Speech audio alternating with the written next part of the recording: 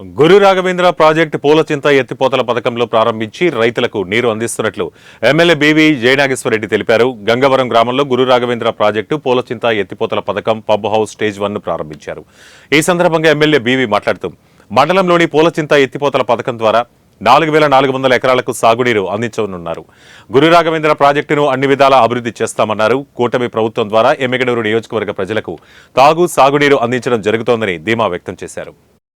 మీరెందుకు చేయరు, మీరు వచ్చినారు, మీరెందుకు చేయరని చెప్పి మమ్మల్ని పాపం గుర్తు ప్రశ్నించేటువంటి పరిస్థితి. మీరు ప్రశ్నించినా ప్రశ్నించకపోయినా మీ వల్ల కాదని చెప్పి 151 నుంచి 5 తీసేసి 11కు పరిమితం చేశారు మిమ్మల్ని.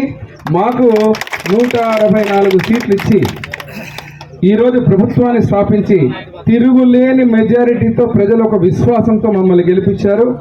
గెలిపించినటువంటి నేను ఇక్కడ ఎమ్మెల్యేగా ప్రజలకు రైతులకు సేవకులమే తప్ప మీలాగా 5 ఏళ్ళు ఏమీ పనులు చేయకుండా అధికారాన్ని దోపిడీలు చేసి ఇక్కడ ఉన్నటువంటి ప్రాజెక్టులను దోపిడీలు చేసి దొంగలకు ఊతమిస్తూ పట్టుకోలేక చేతకాక చేయలేక మీరు పక్కన పెట్టడం ప్రజలు అనేది గమనించున్నారు. అయినా కూడా ఇంకా పాపం ఏదో మాటలు మాట్లాడుతున్నారు. ఎందుకంటే ఒక రకంగా ఆనందిస్తా.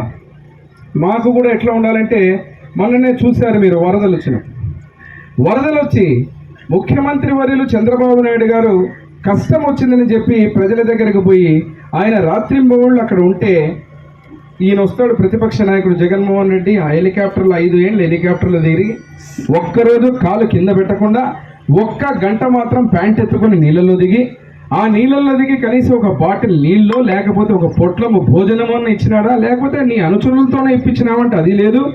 వచ్చి ఏం చేస్తున్నావు, విమర్శలు చేస్తాం. ఆ విమర్శలు కూడా ఎట్లా ఉంటాయి? వరద తెప్పించింది చంద్రబాబు నాయుడు గారంట. ఏం మాట